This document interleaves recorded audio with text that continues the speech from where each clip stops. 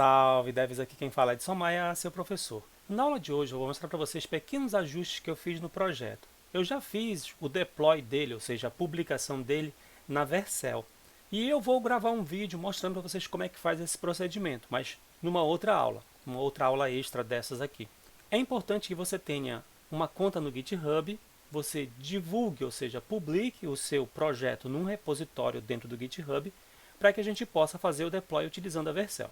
Beleza, e ao fazer os testes, veio uma parte que eu deixei bem para o final e que a gente poderia ter feito lá no começo, que é a questão da formatação da fonte. A gente tem que trabalhar com uma fonte personalizada.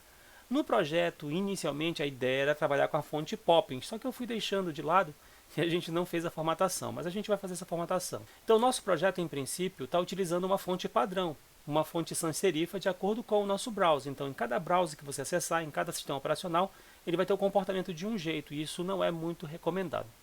Então, eu recomendo que vocês acessem o Google Fontes e pesquisem pela fonte Poppins. Faça a seleção dos seguintes tipos ou tamanhos: regular 400, medium 500, semi-bold 600. Ao selecionar esses tipos, você vai ter as opções para que você possa fazer a utilização dessa fonte. Você tem como usar a fonte como um link dentro da sua página HTML ou como um import dentro do seu arquivo CSS. Nós vamos trabalhar como link. Nessa opção aqui, basta você clicar nessas duas folhinhas para poder fazer uma cópia. Aqui basicamente são 3 linhas de links. Você clica aqui para poder copiar. Copiou lá do Google Fontes, você vai para o seu projeto, na pasta Public, dentro do arquivo index.html, dentro da tag head, você coloca imediatamente abaixo da tag de abertura, você dá um Enter e faz Ctrl V para colar. Shift Alt F para poder fazer a formatação do nosso documento. Essas 3 linhas de link da fonte foi o que nós acabamos de colocar para utilizar a fonte Poppins no nosso projeto. Esse é o primeiro ponto. Peguei lá do repositório do Google Fontes, coloquei aqui dentro da head do meu arquivo index, que está na pasta public. Feito isso aqui, eu salvo e fecho esse arquivo. Vou recolher aqui a pasta public. No meu CSS global, que é o index.css, lá na parte de cima, aqui no seletor do body, a gente já tem um font family com várias fontes aqui. Você vai pegar toda essa trancada de fontes aqui, com exceção da última ali que é sans serif, você vai apagar e você vai colocar entre aspas dupla ou entre aspas simples o nome da fonte que a gente vai usar, que é a fonte Poppins. Eu só vou apertar Delete aqui para poder apagar e deixar tudo isso aqui em uma linha apenas. Ou seja, a nossa fonte Feminine vai ser com a fonte Poppins. Se ela não for carregada, vai ser carregada uma fonte sem serifa, de acordo com o nosso browser, sistema operacional e tudo mais.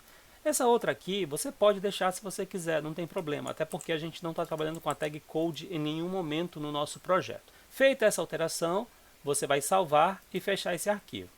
Quando você for olhar agora lá no seu projeto, agora a sua fonte é a fonte Poppins.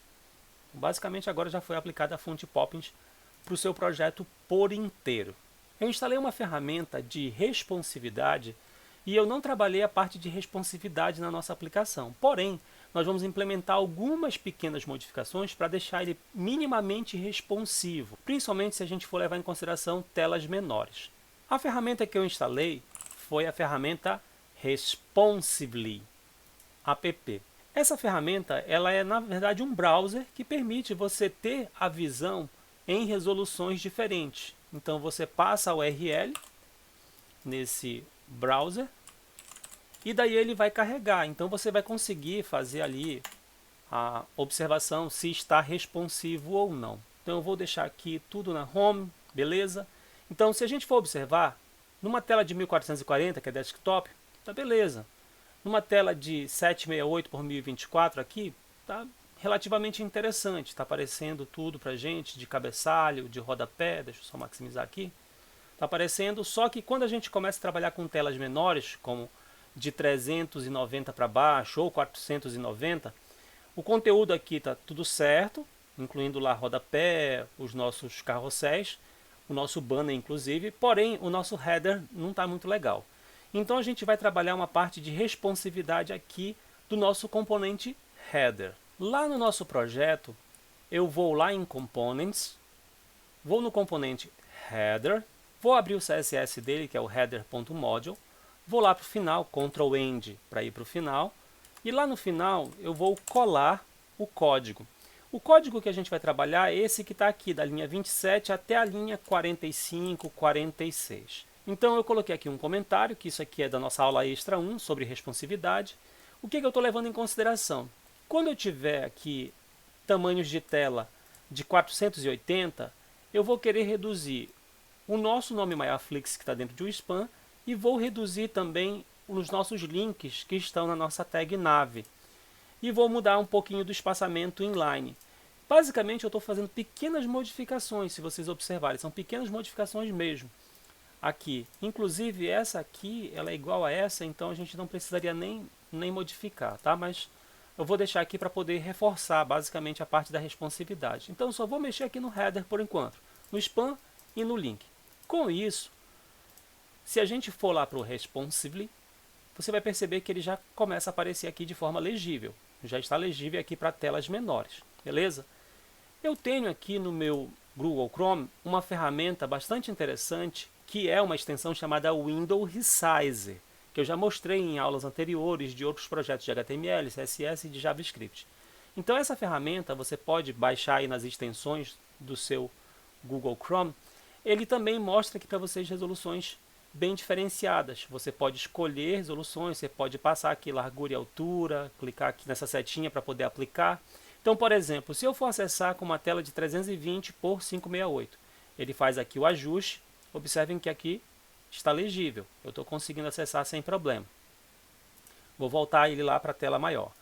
Volto lá, agora eu quero 765, por exemplo.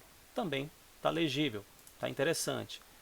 Volto lá para ele, vou acessar aqui com uma resolução de iPad. Também está interessante. Uma outra forma de você testar a responsividade é você pressionar a tecla F12, que são as ferramentas de desenvolvedor. E qual é a vantagem de você utilizar isso aqui? Quando aparece o painel do lado direito das ferramentas, conforme você vai redimensionando, aparece ali em cima o tamanho da sua tela, largura e altura.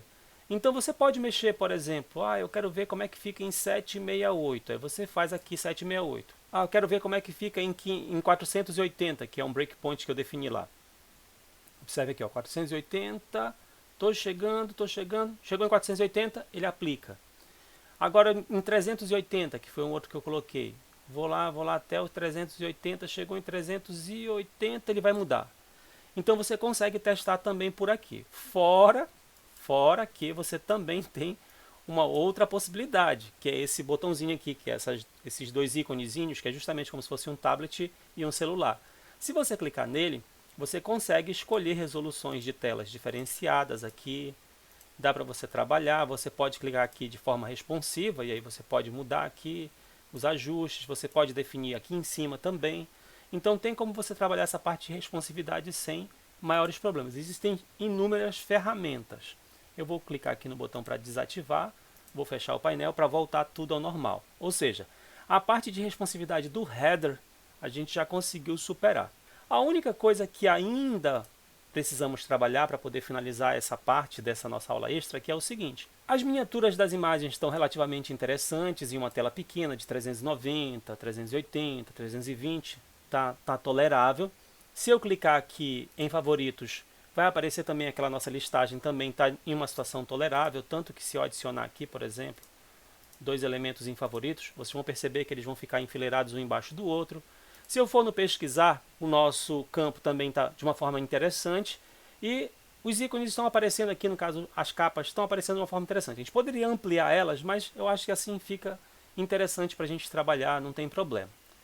Então, essa parte de responsividade aqui de cards em si era algo que vocês poderiam implementar, mas isso aqui é um extra, algo a mais. O que incomoda é o seguinte, se eu clicar em um vídeo para dar o play, o vídeo está ocupando uma tela num tamanho muito grande. Ou seja, aqui no desktop está beleza, no do iPad já não dá, não fica muito legal, e aqui nesse outro menorzinho com certeza não fica bom. Então a gente tem que trabalhar essa parte da responsividade dentro do Watch. Para isso, lá no nosso projeto, tá? Vou salvar e fechar aqui a formatação do CSS do header, vou recolher. Lá na nossa página de Watch, observem que a gente já mexeu aqui nos componentes, deixa eu só recolher. Aqui em Pages, Watch, vou aqui no CSS, eu vou adicionar aqui no finalzinho, eu vou adicionar o seguinte. Deixa eu só fechar aqui, beleza.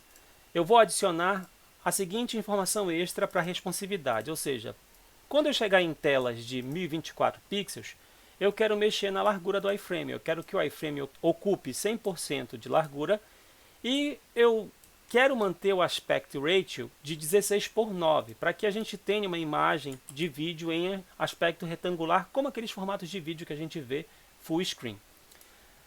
Beleza, aqui eu tenho a minha tela, eu vou colocar aqui pelo Windows Resize inicialmente para mostrar para vocês. Então, se eu clicar num vídeo, observem que ele já aparece aqui enquadrado, tá bem interessante aqui, e se eu der o play, vai aparecer o vídeo, num tamanho ajustável, beleza? Então isso porque eu fui na menor medida, que é 320. 375, mesmo esquema, está funcionando.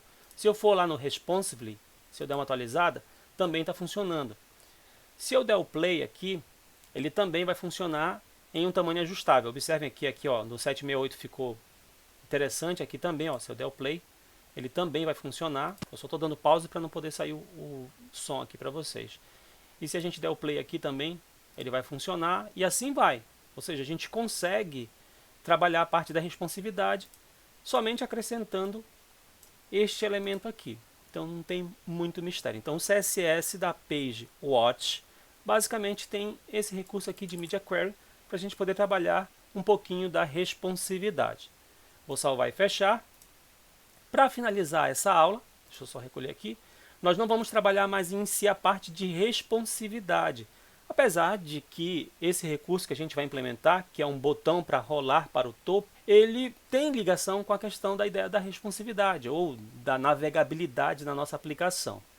Então o objetivo é que a gente crie um botão que vai ficar no canto inferior direito, sempre, de forma fixa, e ele exibe um ícone de uma seta para cima, no qual, quando a gente clicar, a gente scrolle a página para o topo. Então a gente vai fazer isso aqui na nossa aplicação. Deixa eu voltar aqui para Home. Lá no nosso projeto eu vou criar um componente. Então, botão direito na pasta Components, pasta. O nome do componente vai ser Scroll to Top Button. O nome é um pouquinho grande, então eu vou copiar ele. Vou criar o arquivo index dele, index.js. E vou criar o arquivo CSS. Só que o CSS dele eu não preciso trabalhar com CSS Module aqui. Basta eu criar um CSS colocando o nome button.css, poderia ser style.css, sem problema. E eu vou colocar o código aqui. Para agilizar o nosso processo, eu vou colar aqui o código para vocês e vou explicando basicamente. Aqui não tem muito mistério. Eu fiz aqui o import do CSS, fiz o import do nosso CSS chamado button, que está na pasta que a gente está com o componente. Eu criei uma function com o nome do componente, que é scroll to top button. E eu fiz o seguinte, dentro dessa função, antes do return, eu criei uma const chamada handle click, que eu vou fazer, é uma função basicamente, que é usada para eu poder manipular o clique. Então, quando eu der um clique no botão, eu quero que execute essa ação. Da minha janela, do meu window, eu quero scrollar para a posição do topo 0 e o comportamento eu quero que seja suave, que é o smooth. Então aqui, inclusive, a gente não precisa nem colocar esses pontos e vírgulas aqui, isso aqui é desnecessário. Então, aqui basicamente é uma arrow function, basicamente é uma função aqui dentro, que vai scrollar a página para cima, beleza? Dentro do meu return, eu quero retornar um botão que tem um evento de onClick, que vai executar esse nosso handle click, que é justamente a nossa função. Aqui dentro do nosso button, eu estou passando aquela setinha, que é um triângulozinho, basicamente. Aqui eu estou utilizando entidades do HTML. Se você pesquisar caracteres em HTML ou caracteres especiais em HTML, você vai ver que tem várias tabelas, aí você vai encontrar acerca deste daqui. O CSS, mesmo esquema. O CSS ele é muito pessoal. Eu vou passar aqui para vocês uma formatação do CSS, mas vocês podem, à vontade, fazer a formatação que vocês acharem melhor. Então, eu vou colar aqui a nossa tag button. A nossa tag não é uma class, nossa tag button. Vai ter um position fixed, vai ficar na posição de baixo 10 pixels, à direita 10 pixels, vai ocupar a posição de z-index 9.998 para ficar bem à frente de tudo. Vai ter de tamanho e largura 30 pixels. Vai ter um alinhamento, uma altura de linha de 30 pixels. Vai ser sem borda. Vai ter um arredondamento de 50% para poder ficar redondo, já que largura e altura são iguais. Se a gente coloca um border radius de 50%, fica redondo. A cor de fundo é aquele vermelho que a gente já vem trabalhando no projeto, só que aqui no final eu coloquei 90 para poder colocar um pouquinho de transparência. Beleza? Coloquei a cor da fonte branca, font size 1 rem, font weight, que é o peso da fonte 600, cursor pointer e coloquei um box shadow na cor preta. Qualquer coisa é só dar uma pausa aqui nessa parte do CSS e daí você pode observar, ver tudinho, fazer essas anotações e digitar sem maiores dificuldades. Com isso, se a gente for aqui na nossa aplicação, ainda não aparece o botão porque a gente não colocou ele em nenhum local da nossa aplicação. Para colocar o nosso botão, basicamente o que a gente vai fazer? Eu vou salvar e fechar aqui o CSS dele, vou salvar e fechar aqui o index dele. Lembre-se que ele é um componente, então o que eu preciso fazer? Nas páginas que eu quero que apareça o botão, eu tenho que basicamente colocar o componente do botão. Então eu vou aqui na página Home, vou no index da página Home. Onde que eu coloco o botão? Dentro dessa área do Fragment, eu posso colocar o botão em qualquer lugar, porque a posição dele é definida pelo CSS e não pela posição que eu chamo ele aqui. Acima da minha tag Header, eu vou colocar o nosso scroll, nosso botão de scroll. Scroll to top button. Ele está aqui em vermelho porque falta a gente fazer o import. Então, Ctrl espaço, não apareceu? Basicamente eu posso copiar uma linha aqui, Shift, seta para baixo, copiar o texto, colar, colar. Ele é um componente como qualquer outro. Ou seja, eu tenho agora um Scroll to Top Button, que é um componente meu aqui na minha página Home. Se eu for para a minha página Home, observe que já aparece aqui o botãozinho. E se eu rolar a página para baixo, clicar lá, em qualquer ponto, sempre ele vai rolar nossa página para cima de forma suavizada. Eu vou fazer esse processo em outras páginas. Eu vou abrir aqui o index da página Favorites, vou colocar o mesmo esquema, vou colocar aqui o botão, vou tentar fazer o Ctrl espaço para fazer o import, ó. Apareceu, consegui fazer o import, vou salvar, vou fechar aqui do Home. Então da página Favorites coloquei, da página Home também coloquei. Da nossa página não localizada não tem necessidade de a gente colocar. Na nossa página Search é interessante a gente colocar, porque ela tem uma listagem de pesquisa, então vou colocar aqui sempre acima do header. Ctrl espaço, não apareceu? Vou fazer aquele esquema. Shift Alt, seta para baixo. E daí eu vou tentar fazer o import aqui pela digitação, no caso eu estou copiando e colando. Na página Search, coloquei, salvei e fechei. E na nossa página Watch a gente pode colocar também, considerando aqui ó, acima do header, considerando que a pessoa pode rolar a página um pouquinho para baixo e daí ela queira subir. E aí como não apareceu, mesmo esquema, vou pegar aqui uma de componente, vou copiar, vou colar o nome do componente e dizer que ele está na pasta Components. Salvei. Essa parte aqui do nosso código que está extremamente repetitiva, por exemplo, toda essa parte aqui que repete de botão scroll, header e footer, que são partes que repetem da nossa aplicação, a gente pode trabalhar com rotas aninhadas para resolver esse problema. Tá? Eu posso mostrar isso para vocês depois, mas por enquanto não é o foco da aula de hoje. Então observem que eu já tenho o ícone ali, se eu for para a minha página de pesquisar, eu tenho o ícone, se eu for para a página de favoritos, eu tenho o ícone. Eu vou clicar em algum vídeo para ir para a página Watch, eu também tenho o ícone, então agora eu consigo rolar a minha página para cima sem problemas. Para finalizar a aula, uma coisa está me incomodando muito, que é esse nome pesquisar na nossa página Search. Não tem necessidade dele estar aqui, porque já tem um campo aqui com o nome pesquisar, e quando a gente clica em pesquisar, a gente vai para Search, então esse nome aqui é desnecessário. Então, para finalizar a aula, vou salvar e fechar aqui os meus arquivos. Na minha page Search, em Index, eu vou apagar a minha tag H2 do pesquisar. Apaguei ela, salvei. Agora, quando a gente estiver lá no nosso projeto, a gente não tem mais ali a nossa tag H2. Só que ficou muito colado. E aí a gente vai abrir aqui o CSS do Search e fazer uma pequena modificação. O padding top, que está 66, a gente vai colocar 88. Lembrando que aqui era 66px. Então a gente vai deixar 66 mais 16 pixels, dá 88, e então a gente consegue deixar um espaço aqui bem interessante. Com isso, a nossa aplicação fica bem legal mesmo. Então, como aula extra de finalizações desse nosso projeto, eu acho que esses ajustes são interessantes. O botão para a gente scrollar a página para o topo, que é um componente que a gente acabou de criar, que é o Scroll to Top Button. E, basicamente, a gente tirar aqui a tag H2 da página pesquisar e fazer ajustes da formatação aqui relacionada à fonte personalizada e à responsividade para telas pequenas, menores do que 1024, de 480 pixels e 380 pixels. Sendo que eu não trabalhei com os breakpoints todos tradicionais, sendo que a gente poderia trabalhar, tá? Só que eu acho que até esse ponto aqui tá bem legal, a gente consegue fazer uma aplicação que está bem enxutinha e bem interessante. Na próxima aula extra eu vou mostrar para vocês como a gente faz para fazer o deploy dessa aplicação utilizando a Vercel. A aula de hoje basicamente vai ficando por aqui. Não se esqueçam de curtir, compartilhar e assinar o canal. Salve devs! Até a próxima!